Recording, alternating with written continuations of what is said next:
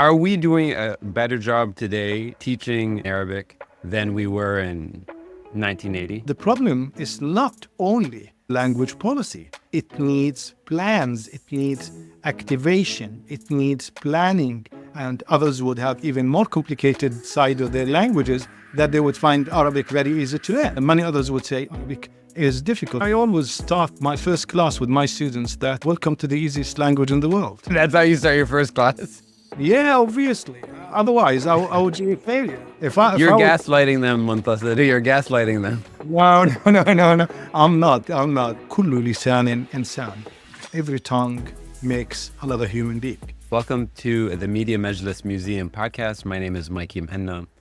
Today we have our third episode in the series about the exhibition, The Limits of My Language Are the Limits of My World, which is an exhibition that explores language, culture, and identity through the lens of the Arabic language. And today I'm really excited to have on this series Muntasir Al Hamad, who is an associate professor at Qatar University and was involved behind the scenes with the exhibition. And so I'm really, really excited to have you on to give you an opportunity to tell us a little bit about your work as well. Welcome, Muntasir. Thank you, Mikey, and thank you for my fikra. Thanks for the exhibition at Northwestern University, which is a very important addition to our knowledge of the Arabic language and its importance at this time and age. You know, you and I were speaking briefly, and I'd love to spend this time together talking about teaching Arabic language and how that has sort of changed and what is really involved in the teaching of any language as a second language. You know, you introduced this idea when we were speaking previously about four modes of a language versus four skills of a language. Let's use that as a way into a broader discussion. Can you explain that concept?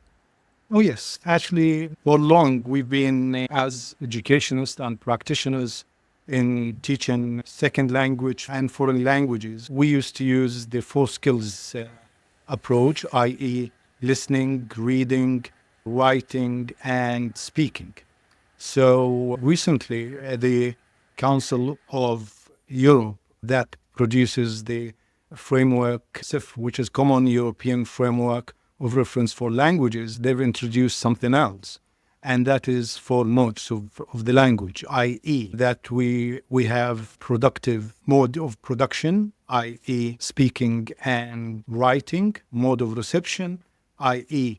listening and reading, and then we have interactivity and mediation.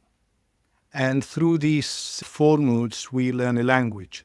That came after, obviously, Council of Europe has been there for long time, since 1971, and their work is based on research and examination of their approaches. They developed this mode, and these modes, and their modes are different from what's available and what's on offer in the area of teaching foreign languages. Help me understand why this matters. I mean, to me, the first step is like, okay, it's just a different word. Okay, four skills, four modes. Okay, all right, what's the point? How does this actually change the way we think about the language? Well, when we talk about four skills, we limit our approach. Let's first get back to what's the difference between Common European, i.e. CIFR. Let's have the abbreviation of Common European Framework of Reference for Languages. What's the difference between that and ACTFL as example? For CIFR, it's about teaching, learning, and assessment. And it was based on how to teach and how to learn the language. So that was somehow embedded in the whole approach, which is different from ACTFL, which was to assess the language ability, the language skills, and the language competence. That's different from what Common European Framework of Reference for Languages is for. The CIF and the recent publication, which is 2020 companion volume, they have expanded the knowledge of the language to other competencies.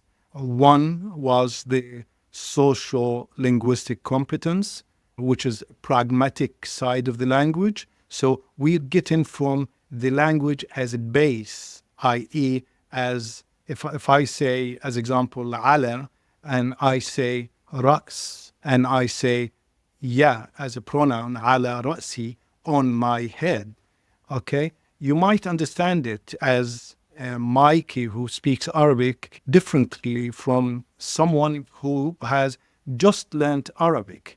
Ala rasi, it has a meaning, and it has a deeper meaning. So the surface meaning, i.e., on my head, it could be a pen on my head, a paper on my head. But if I say it in a context of respect, then it would mean at your service, or I'm prepared and ready to do it with pleasure, to do whatever you have asked for with pleasure. So that's we got from the lexical meaning of these words, i.e., the meaning of the words as we find in the lexicon and the dictionary, to the deeper meaning of those words that we will need to understand the culture and to integrate and immerse in the culture in order to understand. So the moods as such take us into interactivity and mediation, things that in the past some of the linguists didn't like in teaching languages, including translation. But to pass the ideas and to work with colleagues and to work with friends in order to build that knowledge of the language and the competence and the target language, we need a different approach. That approach is needed, A, for the learner, B, for the teacher, C, for the curriculum designer. Okay, all of those should be aware of these elements in order to design and have the correct approach for learning. Okay, let me ask you a question. Maybe let's even back up a step. If you were to grade how well we teach Arabic as a second language globally, what is that grade? That's a tricky question. I might lose some friends because of this, but Yeah, let's lose friends, Mare. We'll get them back. okay, no. We don't want to reinvent the wheel when we talk about teaching and learning and all of these human approaches to knowledge, because we live in a world where we learn from others and others might learn from us if we have anything to offer. And therefore, Arabic language for long has been approached by a certain approach, i.e., teaching the language through grammar. And that was the common approach we know of. Is that necessarily the way people taught the language? Well, at least this is the assumption, the general assumption, which we can argue if we have time for that. But that was the common approach through the grammatical books that we know about and so on. And that was reflected in the way our books were designed, not only for second language learners or foreign language learners, i.e. non-Arabic speakers, but it was the way affected the design of the books for learners of Arabic, for Arabs themselves in the Arab world, which was learning about the language rather than learning the language, learning about the grammar, about the linguistic side, the morphological side, the homological side of the language, but never we learned how to speak the language with eloquence and with ease. But since the early 20th century, and because of the need by mainly the Europeans, and I would say later on English after the Second World War had different methods and approaches, mainly how to teach the language, how to assess the language, the foreign language. And we Arabs, or the Arabic practitioners, started to pick some of the elements of that and include in our approaches. We don't have an approach ourselves, which is not a shame. Japanese don't, okay, and others don't. But I would say, unfortunately, we haven't adopted one. We always claimed that we want to have something unique for Arabic and Arabs, which is reinventing the wheel. And a lot of time is wasted on that. Unfortunately, we are behind, yes. We are relying on others, which is not a shame. But especially in the last 20 years, there was a boom in the research on teaching Arabic as second language. But It wasn't based on data. It wasn't based on the right approaches of assessing the learner's needs, etc. Most of it was theory. We had a lot of people who are throwing their impressions on these papers rather than real knowledge. So out of 10 papers, you might get, if you are lucky, 3 good papers. How do we fix this? Let me phrase it differently. Okay. There are maybe 700 million people who speak Spanish globally, maybe a billion plus who speak English. There's all these, Arabic has hundreds of millions of people who speak it, and another probably 100 plus million people who want to speak it. Are we doing a better job today teaching people to be fluent in these 4 modes of communication in Arabic than we were in 1980? Okay, I will start with a story that happened with me some 25 years ago or 20 years ago when I used to teach at Altrincham Grammar School for Boys in the UK. And then, which is true, I was a teacher there. Yeah, so during that time, the Chinese issued their version of Chinese for GCSE students. GCSE is a level of, you can say, for B1, B2 competency of the language. And obviously, as a dreamer, I wanted to have something like that. And I started contacting people, whether in the UK, I traveled to the Arab world, to few countries. I won't mention any, really, because the whole project failed. So I would blame them, obviously. So it didn't work. Part of it, because for Chinese, we had only one embassy to talk to. And we had one country to talk to, while with Arabic, we had too many countries and politics were involved and people wanted their own version of not the language. The language is the same because we're talking about, we were targeting Fasiha, not Fusha, Fasiha, something that we might talk about later on how to revive Arabic. We were targeting Fasiha, but no, they wanted their own version of the content through which we will deliver the language, and that was not fun. I must say, Alesco issued an excellent book early on, probably in the 80s, by Said Badawi and others who have done, I would say, an excellent job, at least, that probably we could have built on, but unfortunately, no, it stopped. It stopped at that point.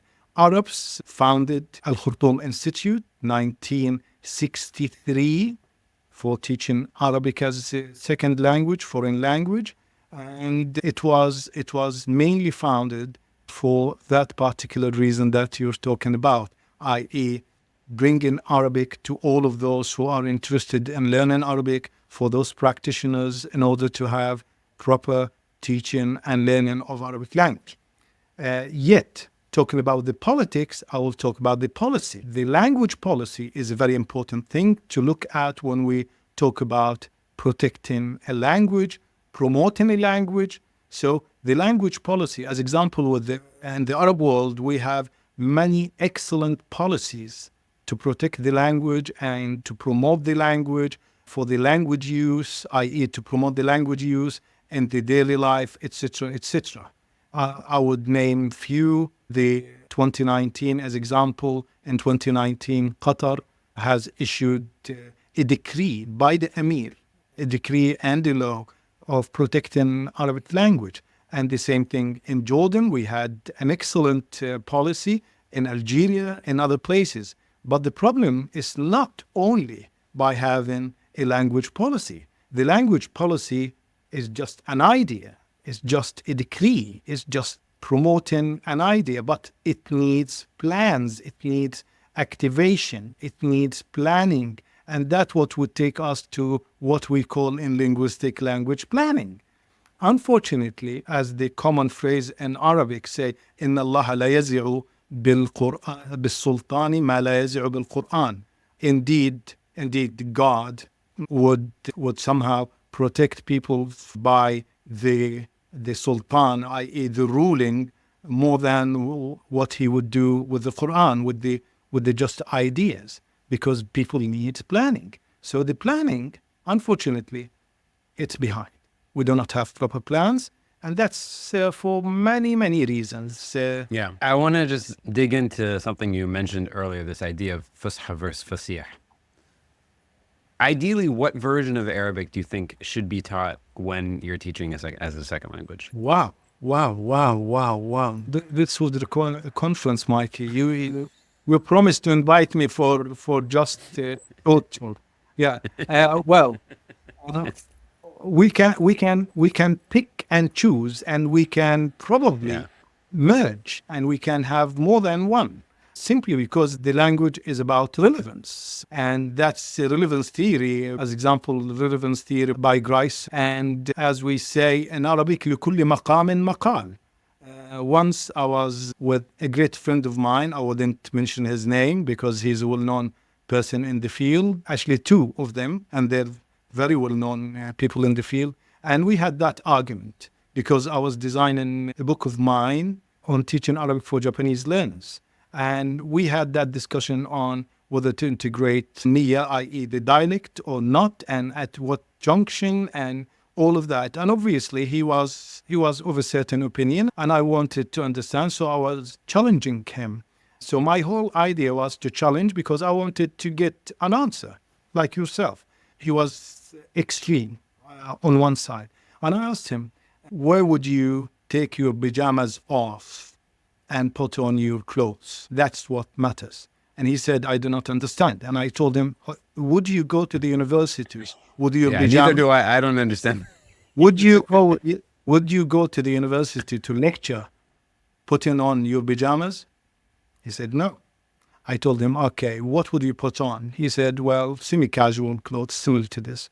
Okay, and if you would meet the university rector, president, he said, I would put a tie on. And if you are with your wife watching TV in the evening, you would be in your pajamas. So, لكل مقام مقال. For every place and every situation would determine what type of behavior, what type of clothes, what type of approach you would deal with.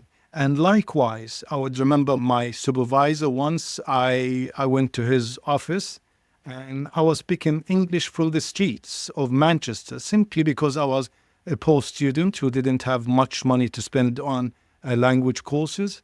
So I learned my English from builders, workers, etc. One of my teachers of English was an Irish builder in Manchester. So the combination is very, very dangerous one. So went to the office of my supervisor and he was talking to me.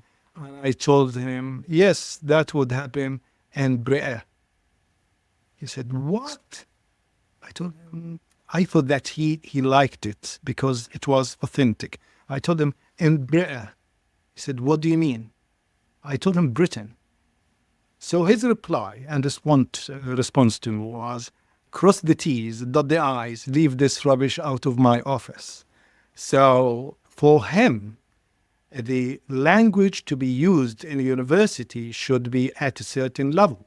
But when I go these days and meet him at home, I talk to him with a lot of Mancunian accent, okay, at home. But he wouldn't accept that in his office at the university, although it was foiled between me and him as my supervisor. But the talk was about science and knowledge. Likewise, we need to pass to the learners the language they want. If the students want the language to be in the common use, then I would give them what I call Fasiha.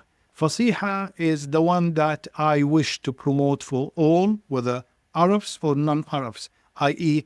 لغة بيضاء, لغة وسيطة. Many names. You have many names for that Fasiha. Fasiha is the language without the grammatical endings, i.e. the case endings. We do not apply them. It's different than Amiyya or Darij. Yes, it is. The Amiyya is something that I would use. It has a clear Lebanese color, a clear Lebanese taste, Lebanese cultural elements in it. Likewise, if a Lebanese talks to a Moroccan, the Moroccan would have it in a different way. You would have as example, Habibi. It's a common word. It means there.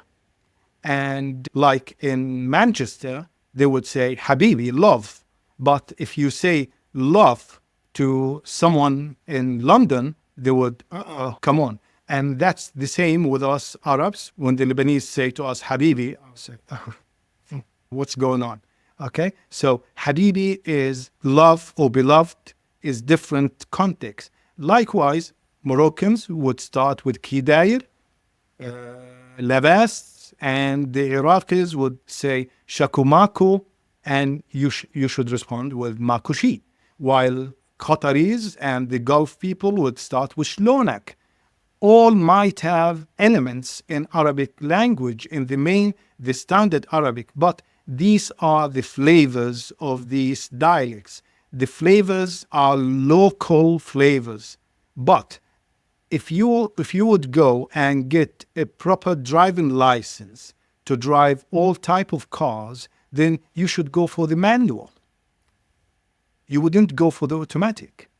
The automatic is the automatic thing you would learn in your local sphere. However, if you go for the manual would require more skills. Those skills that you would get in the standard Arabic. Yet, there is no problem and no harm in including these elements from the dialects. As example, when I introduce Arabic language for my students, although I teach standard Arabic or Fasiha for them, I include elements, especially icebreakers with different people. It's exactly the same way we do when I meet a Moroccan. I wouldn't speak to a Moroccan in Darija because I'm not that good in Darija, but I would start with Kidair, Labas. For Tunisian, I would say Aisha, Kizayak, for an Egyptian, and so on. But when it comes to talking, I would talk with Fasiha. And the Fasiha, I found it understandable by most of the countries and people, the Arab people I met in different countries, and they would accept it. Muntasir, can you give me an example of a phrase that you would use in your classroom when you're teaching this idea, right? And I want to do it in 4 different registers. I want to do it in Fusha, I want to do it in Fasiha, and I want you to choose 2 dialects that you're comfortable with. Yeah, I would start every morning with my class. I would start with greeting them. And the greeting is very important icebreaker, in my opinion. So the greeting, I would include 6 registers. How are you in the Gulf Arabic? It starts with Shlonak. Shlonak, yeah. Shlonak, and if it's for a girl, Shlonich, yeah. And I would jump from one student to another to show them the difference between male and female, addressing a male or addressing a female. What if I was in Kuwait, Iraq? What's up? How are you? Shakumakum. Yeah, and the response is Makushi. If I go to Egypt, I would ask Zayak. Zay al-Ful, Miyya Miyya.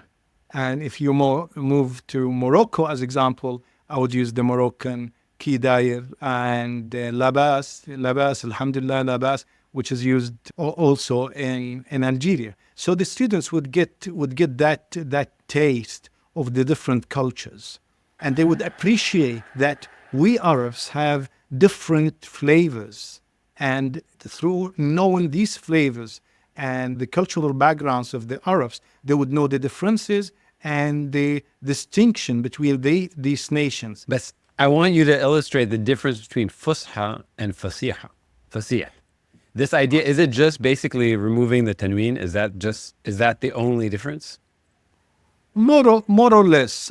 In Fusha, by applying those grammatical cases, the language would become very, very elastic, very free in its style of moving its components, simply because you would recognize the role of the word in the sentence by just checking the case ending of that particular word. As example, if we have 2 guys One of them is say Muhammad, and the other guy is Ahmad.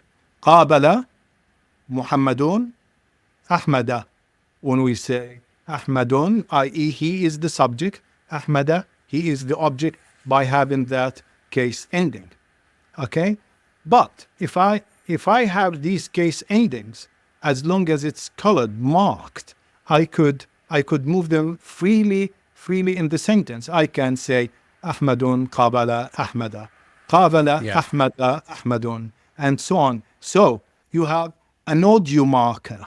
The marker, rather than the vowel, which we find, the vowel or the marker that we see by our eyes, we have a marker that we hear and recognize the role of that particular word. However, in Fasiha, by removing that, I won't have the free movement of the words in the sentence, simply because I would get back to the basic rule of order, i.e. the order is the master. Who comes first is the subject, and who comes last is the object. Exactly the same way we do it in our lahja, Amiyya, dialect, and so on. If I say Ahmad qabala Muhammad, so who met whom?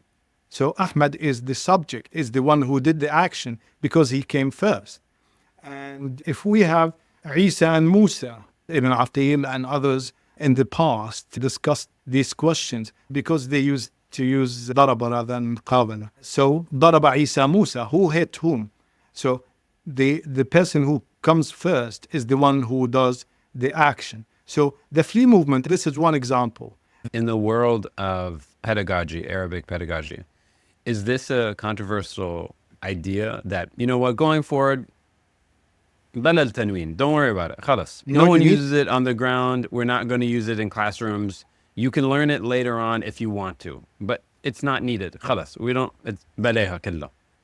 You cannot do that, mainly because the main reservoir where the learners would get their extra knowledge of Arabic and learn Arabic is the written language of Arabic, and most of the written language of Arabic would apply the tanween. The tanween is an indefinite article, exactly the same way you would apply and a in English. So having it seeing it in the text would give you full appreciation of it and would increase your knowledge by knowing these elements. There are certain elements that you need to have when you teach the language. However, applying the grammatical rules as example, they would appear in the written language in 13, 14 places only. Not 13, 14 places, cases, I would say. Okay. Yeah. So yes, you will need to introduce them to the learners, get the learners to appreciate that. And by the way, learners, unlike our children who might complain a lot, or unlike us, who we might complain a lot about, grammar, not grammar, and so on. Learners are coming from different backgrounds, linguistic backgrounds, languages, and so on. Some of them would have similar phenomenons in their languages. Some of them might find it easier even to deal with Arabic when they apply these rules because it would make it easier for them to learn. And others would have even more complicated side of their languages that they would find Arabic very easy to learn. So that would bring us to the main question that many others would say Arabic is difficult. And I always start my first class with my students that, well, welcome to the easiest language in the world. That's how you start your first class? Yeah, obviously. Otherwise, I would be a failure. You're gaslighting them, Muntasir. You're gaslighting them. No. I'm not.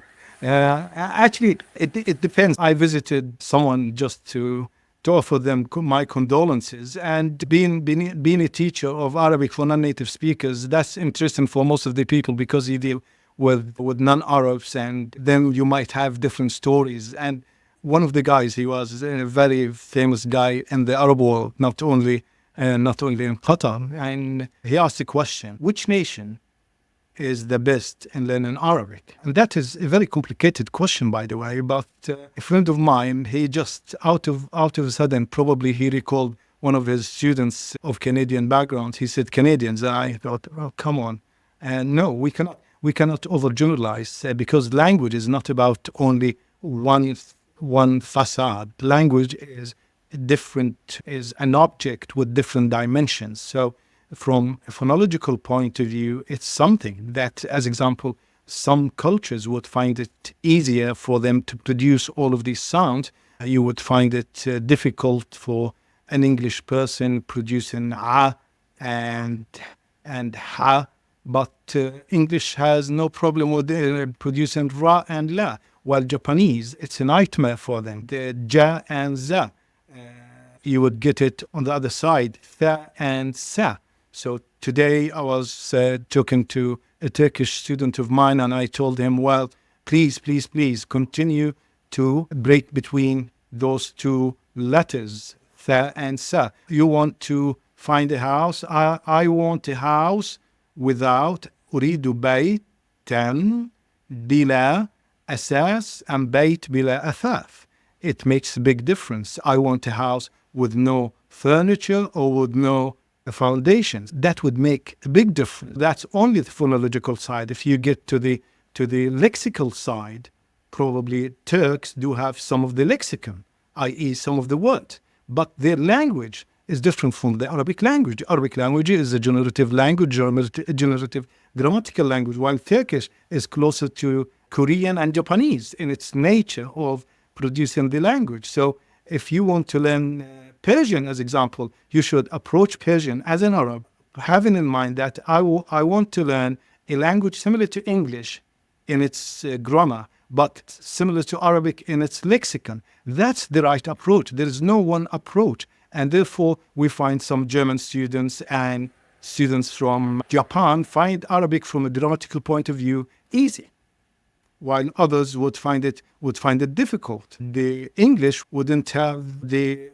conjugation of the verbs, while French, they know that concept. The concept is there in their heads. The concept is not there for the English. So I should start by implanting a concept before I teach them the verbs. So when we find the Arabic language is the most difficult language, full stop, that's wrong.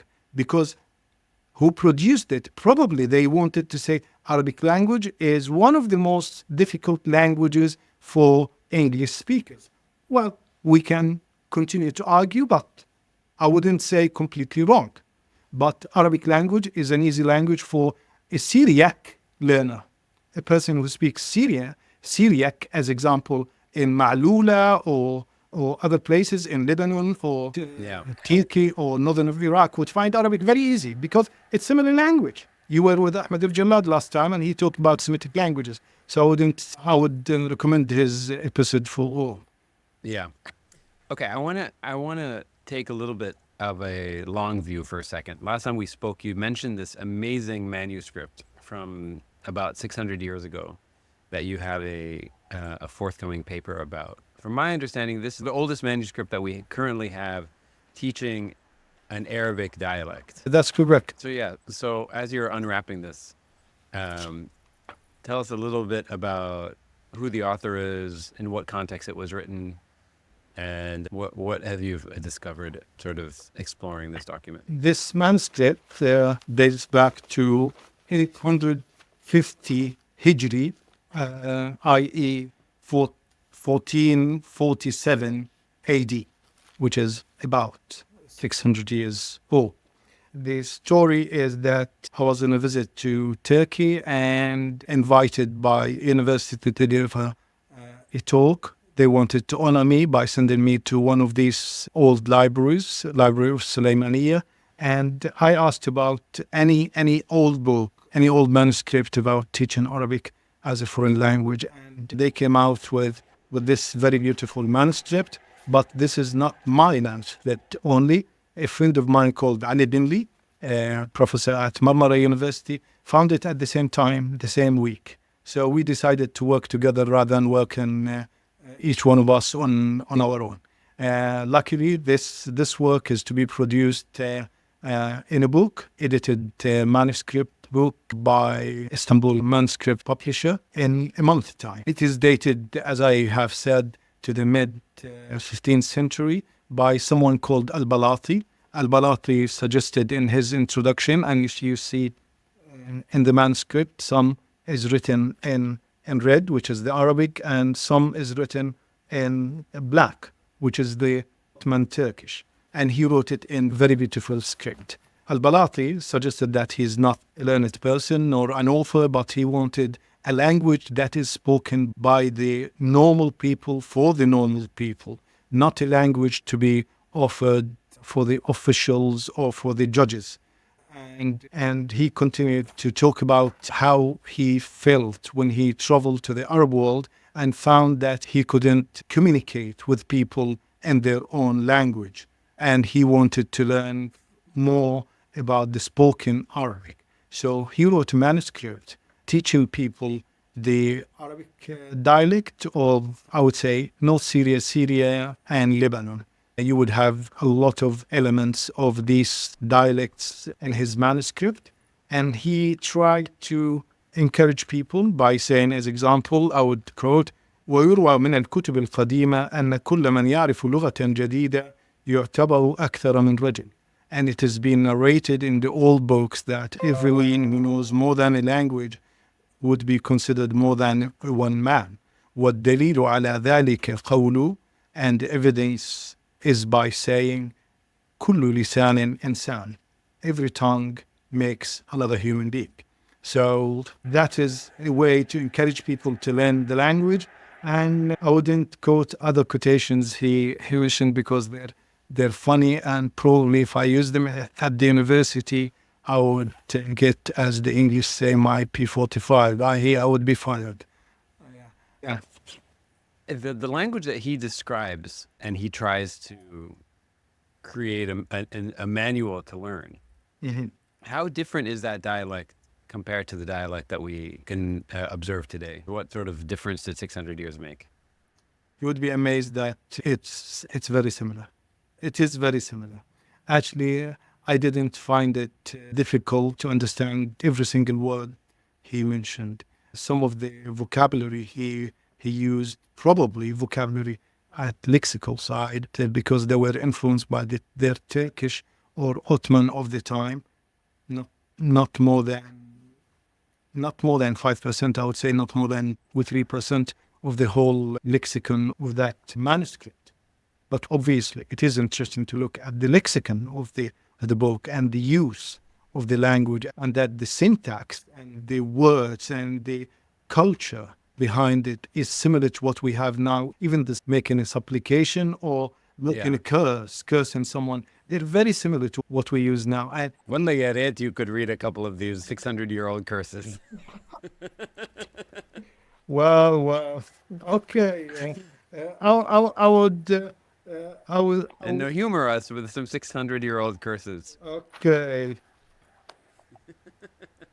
Are they organized into sections? Is there like the going to the grocery store section and going to that is what I was going to say. Actually, he had an excellent approach in teaching the language. Part of that approach was the communicative approach, i.e. he wanted to learn the language not through giving us the same sections of a grammatical book. No, he started by Assalamu alaikum. Ish ismak? Ish ismak?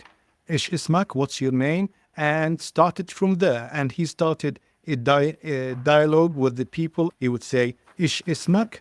Ish halak? And then Beitak, Ibnak, and then Allah يطول عمرك. Allah يطول عمرك. اقعدي لا تروح لا تسمع هذلك.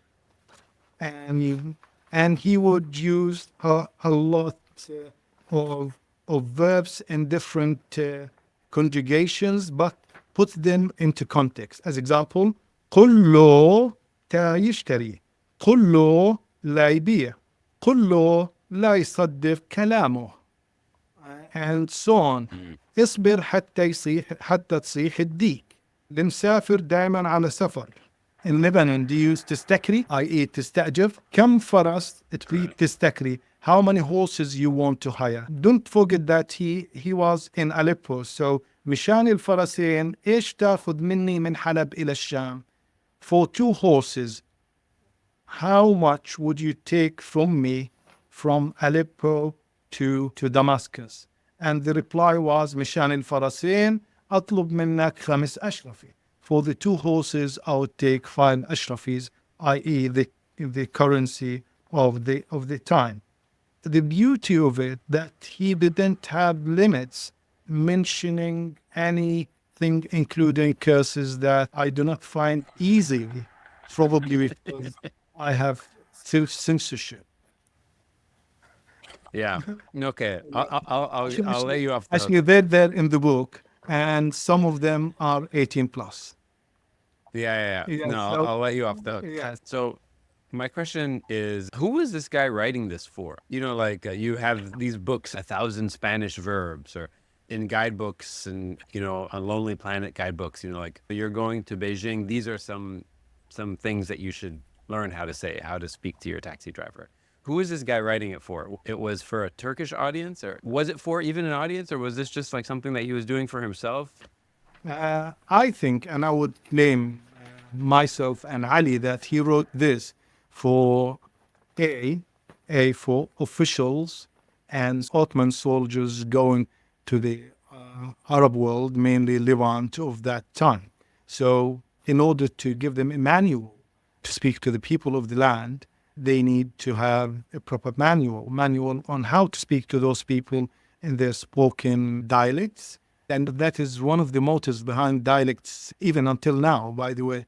We find that more people of the security background would be interested in dialects more than other students, simply because they want to get to know the culture, the language of the people, rather than to read the official language. And one of the problems, as example, happened with Al Jazeera journalist in Afghanistan when they analyzed his words on the phone, that they analyzed them through Fusha and not through Amiyya. And it's been claimed that that was one of the issues as well when they analyzed some of the calls between people before 9/11, that they were speaking in a certain way that they couldn't understand it. During that time, I remember being in the UK, that a huge recruitment for speakers of dialects started amongst Arabs in the UK and in the US. If you were speaking to policymakers who are trying to set the policy, which I would imagine you are speaking to some of them,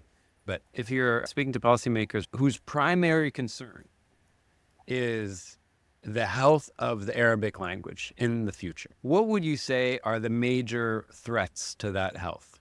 Well, mainly if you do not use the language, you and the people around you, if you don't have to put it in use, and not only in the daily spoken language, the language would take a step back and you will start to use other languages. Using other languages, in the case of Arabic, is not that threatening, by the way. I'm not that skeptical when it comes to Arabic language, mainly because Arabic language is being protected for long, not because of how good Arabs are in protecting their language, but because Arabic language is, again and again, is part of their daily religious life through Quran and through the narration of Arabic and their prayers and so on. So that protected the Arabic language. Otherwise, you had an age of ignorance in the whole of the Arab world for a few hundred years, and most of the people used to speak dialects and they were not educated. But the problem these days is that we replace the official language. We use English or other languages. Nowadays, it's English. By giving English that role, it's not only about the culture, it's about the economy, it's about the politics, it's about everything. If you do not produce enough cultural material in your language, you wouldn't have movies, you wouldn't have films, you wouldn't have books, you wouldn't have knowledge created by you. What Japan Foundation does is that they create knowledge in Japanese and they translate it into other languages in the world. And that's what we Arabs should do, because I'm an Arab, regardless of how good, bad, or ugly my spoken English is. At the end of the day, I can produce better literature and better work in Arabic than in English, because Arabic is my first language. And now I wouldn't say the language that when I put my head on the pillow, I would dream in. No, I dream in all languages and in no languages. But mainly, if I want to write a top piece of literature or an article, I would be confident to write it in Arabic without even showing it to anyone. While in English, no, I would be reluctant and I would call a proofreader to look at it. And therefore, I would be always inferior to others. Back to language policies, when we had a proper language policy of Arabic being the language of the country, the language that all official matters should be conducted by. Before then, we used to have, say, a meeting where 20 people around the table, all speakers of Arabic, one person a speaker of English language, and you would find that the 19 or 20 people would try their best to speak English just to please that one guy. Obviously, that guy would be superior to them in English and would be relaxed, talking, recalling his ideas easily while they would be struggling. And some of them, after the decree was passed, continued to follow the same approach, regardless of how poor their English was. And they were not expressing their language, their ideas properly, but they were trying to mainly show off and try to use it as a prestige element to show that they know English. No, in any setting, I can use a language that I'm confident in using and that I'm happy to use. I know the jargon of that field. I should use that language. Myself, when I talk about the field of Semitic languages and inscriptions, I find it easier for myself to use English because I was trained in English to speak about that. But when it comes to speaking about other matters, I would find it easier for me to speak in Arabic. Cursing, I love cursing in English. Oh, really? And that's rare versus Arabic. Muntasir, thanks so much for doing this. I'm gonna stop us here, but I want to say that for those who are going to be in Qatar, we have an amazing event coming up that we're going to be doing at the Media Majlis at Northwestern University in Qatar. It takes place on October 26th. We have 3 amazing panels, one about the future of Arabic in media, one about Arabic and in technology, algorithms, large language models, and one about Arabic linguistics and publishing and the future of the written language as it's published. We also have amazing performance by Bedouin Berger that performs in Arabic and really does a really great job thinking about language as it's performed. And we have an incredible DJ coming from Egypt who is going to be performing different sets throughout the day from different parts of the Arabic-speaking world, showcasing different dialects, whether it's from North Africa or Sudan or Iraq or the Khalij or the Sham. So I'm excited. It's going to be a really fun day. So if you're around, those who are listening, definitely come by and hope to see you there. Muntasir, thanks so much for all of your work and for taking time with us today. My pleasure. Thank you.